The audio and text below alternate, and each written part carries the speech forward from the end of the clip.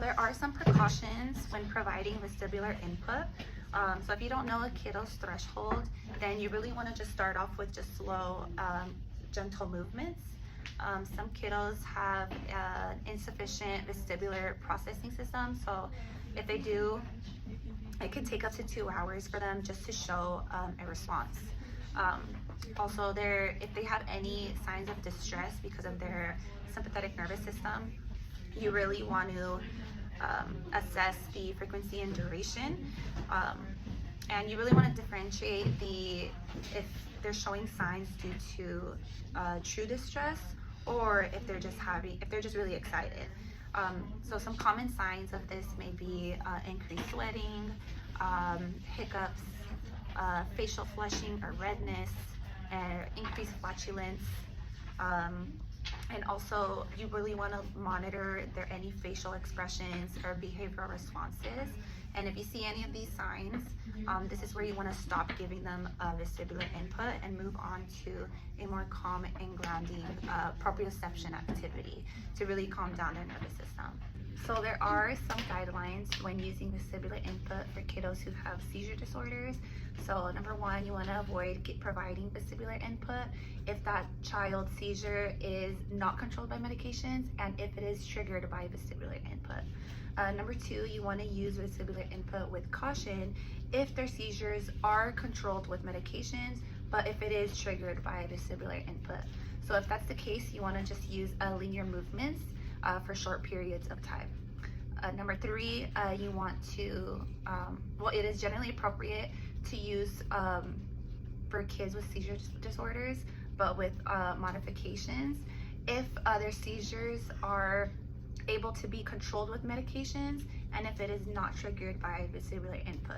So if that's the case, you want to use linear movements and avoid rotational movements. Okay, so I'm going to go ahead and put up a swing. So in order to put it up, you need 2 parts.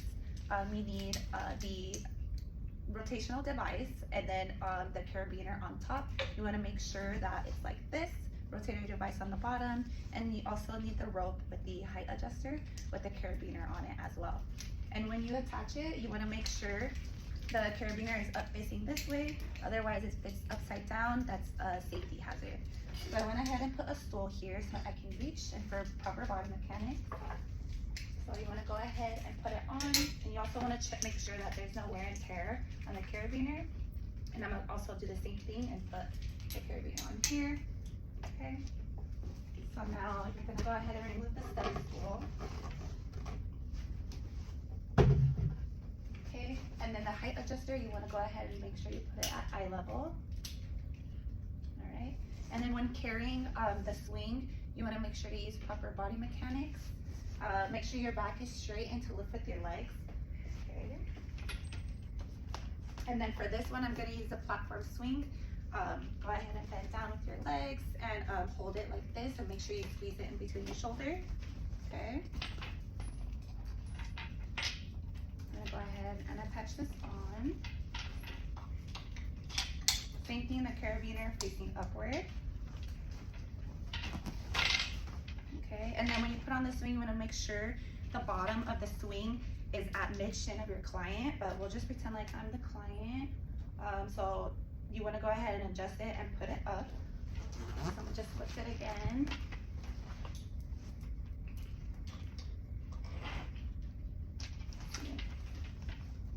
Okay, so that's about my mid-shin. Okay. So right here we have a platform swing, and you can really utilize this for many different things. But the number one thing is providing vestibular input. So if you use linear movements, you'll provide more of a calming effect. If you use rotational movements, it'll cause more of an alerting effect.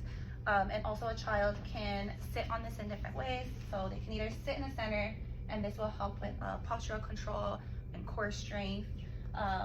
It'll also help with, if they're laid and prone, this will help with strengthening. So like strengthening the shoulder girdle, back extension, neck extension, core strength as well.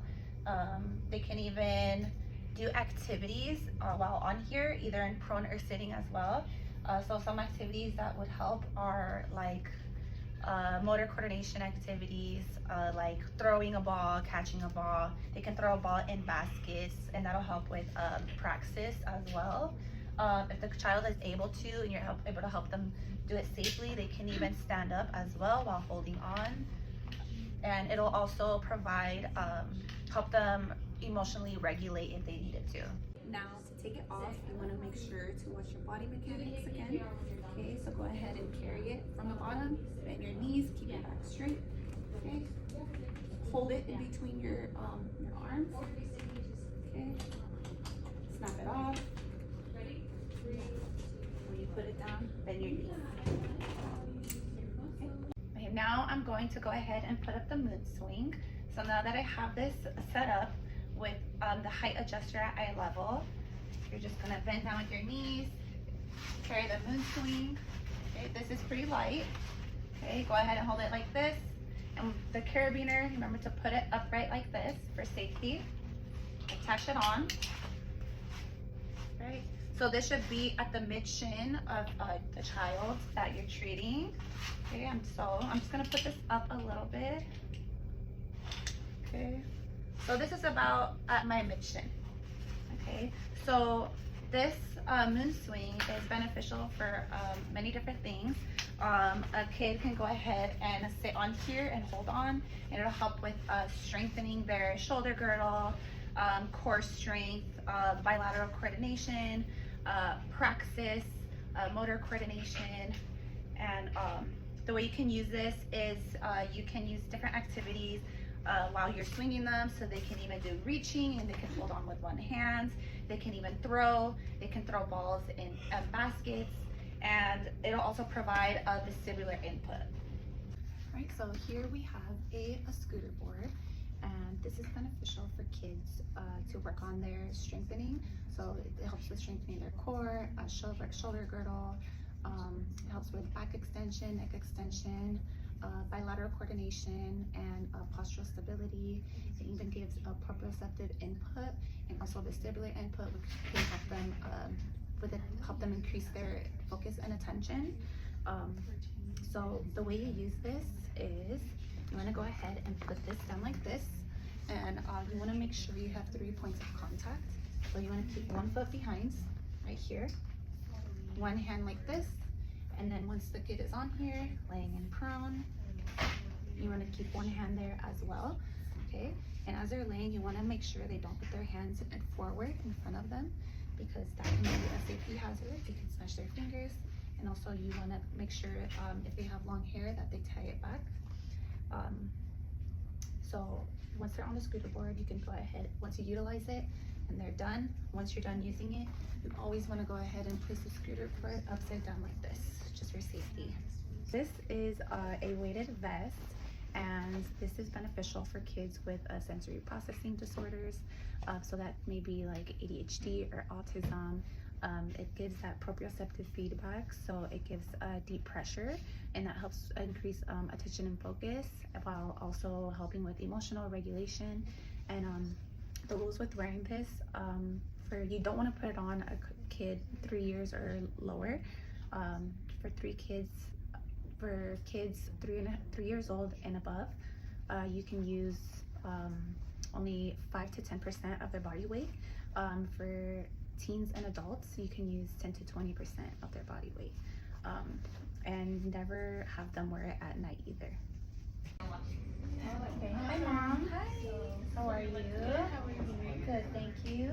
Hi, Karen. Say hi to Miss Jasmine. All right, Mom. So I know she doesn't like to lay on her belly, right? Okay. So I really want to work on having her go on tummy time today, because we really need to strengthen her core, and I want her to be able to extend her back, her neck, and her head. So that's really important, so we can get her crawling. Okay, that's so in order for her to crawl, we need to work on that first. So this is why I brought out the wedge right here. Since it is elevated, it's just to help her lay on prone just a little bit more easier. So I'll have her lay on her tummy with her head up right here. Okay, so whenever we use this, we can always put like some toys in the front, a mirror. But with this, I'm gonna put it on the swing. Okay. And I brought up the swing because I know she gets fussy and irritable. I know she likes to be rocked and swaddled. So that's telling me that she's craving what's called vestibular input. And so that just means she wants to be moved. She likes being moved because her nervous system is craving that. Okay. So I'm gonna go ahead and put the wedge right here.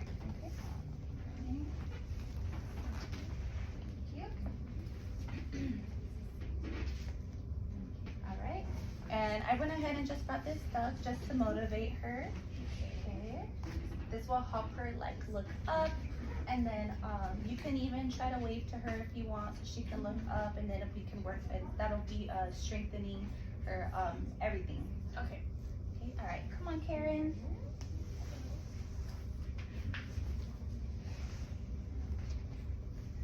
Alright, we're gonna start with slow and gentle movements. Wow, yay! Good job, Karen. Okay, looks like she likes it so far. Look, Karen, look at Mom. Look. Hi. Hi, Mom. You're doing great. Good job. You see the ducky? Look here, the ducky. Good job. Yeah, so since she is moving and she is getting that movement that she wants, this is why she's calm while she's on her belly. Okay. So we'll just keep working on that until she's able to crawl. Okay. Good job. Okay, also, at home, you can go ahead, if you can try to put her on her belly for tummy time. But before doing that, you can either give her like just some squeezes, because even though she's looking for like movement, she's also looking for deep pressure. Okay, that's why she likes being swaddled. Okay, that'll help like regulate her. Okay. And another thing you can do at home, if you don't have something like a wedge, you can even place like a towel, anything that will elevate her a little bit, just to help her. And then in the future, we can move on to just the floor. Okay.